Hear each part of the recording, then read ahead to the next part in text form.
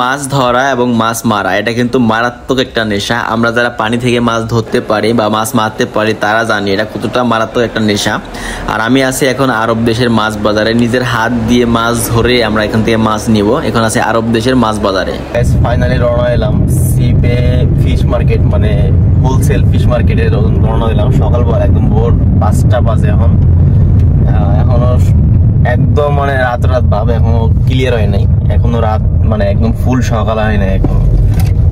মুমিন টাটা বেড়ে গেলাম। where we go now? Go market. Fish market. Fish market সিবির আমরা আগে একবার গেছি আর আজকে আবার যাবো। আর ওইখানে এত পরিমাণে মাছ, মানে নানান ধরনের মাছ যেগুলো আমি জীবনে দেখিও নাই, দেখানোর চেষ্টা করবো। কারণ ওই ভিডিওতে প্রপারলি ভালো দেখাই দেবো এনি। আর একটা ভিডিও করতেছি এখানে ভালো করে দেখাবো আরব দেশের মাছ আসলে কিরকম, মানে কত ধরনের হয়ে থাকে, কত বড় বড় হয়ে থাকে, যেগুলো আমি কখনো দেখিও নাই। There in fish market have different fish, sir. Yes. যেগুলোর দাম আমি জানিও না বা খাইও না, কোনো সময় নামও দূরে কথা।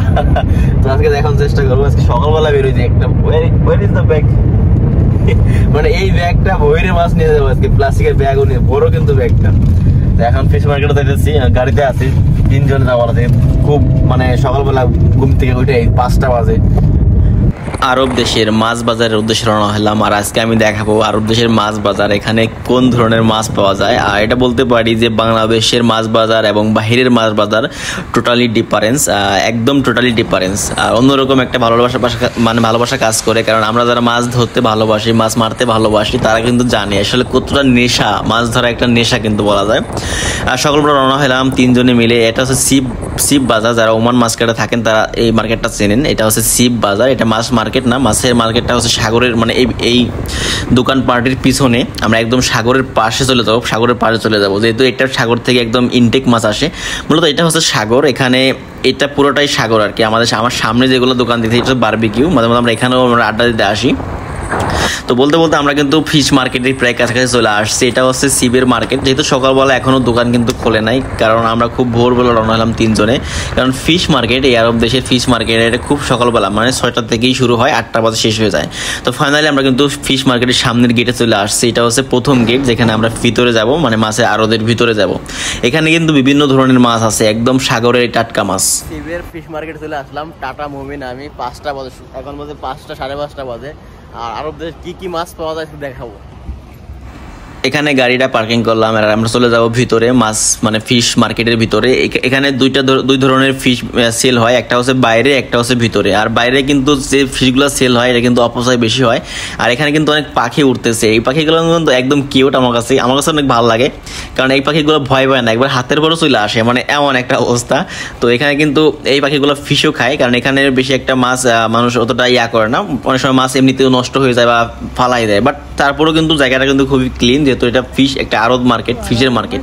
তো আমরা কিন্তু এখন ফিশের মার্কেটেও চলে যাবো। এটা হচ্ছে ভিতরের মানে দৃশ্য, ভিতরে আর কি মাছ সেল হয় আর নিচেও মাছ সেল হয়।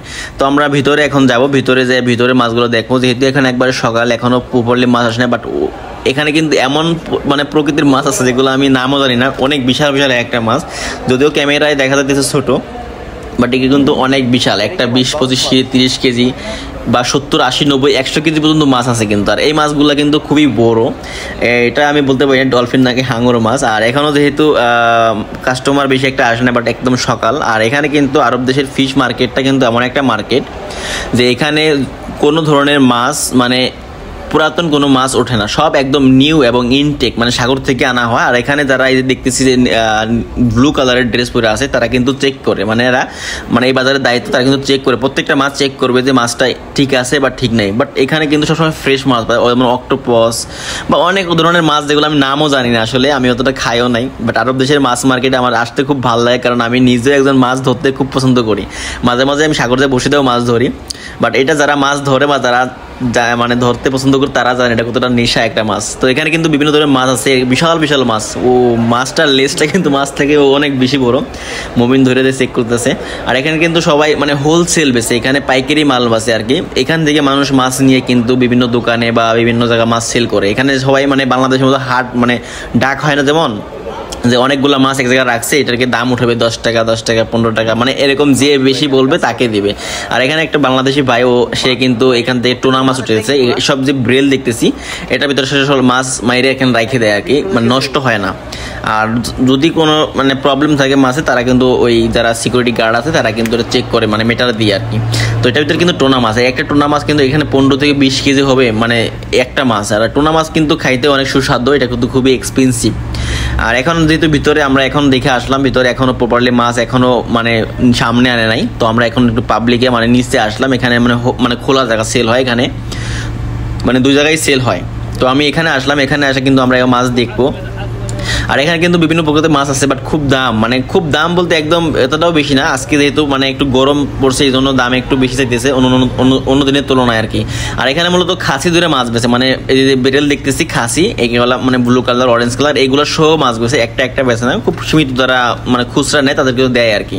আর এখানে খুচরা বেচার নিয়মও নাই, এরা কিন্তু হাট কর্তৃপক্ষ আছে বা এখানে যার গার্ড আছে তারা কিন্তু ওগুলা মনিটর করে। আর এখানে কিন্তু দাম উঠাইতেছে এগুলা আসলে এখানে কিন্তু একদম ওমানি বলেন, আরাবিয়ান বললেন, যারা বলেন সবাই কিন্তু নিজের হাত দিয়ে মাছ ধরে তারপরে মাছ নেয়। আর এটা কিন্তু আমার কাছে খুব ভালো লাগে, কারণ নিজে যেটা খাবো সেটা আমি নিজের হাত দিয়ে ধরে মানে পছন্দ করে নিতে পারতেছি, এটাই বড়। এই জন্য বাংলাদেশ থেকে বাহিরের মাছ বাজার খুবই একদমই ডিফারেন্স। এখানে সবসময় সলিড এবং ইনটেক মাছ পাওয়া যায় সাগর থেকে।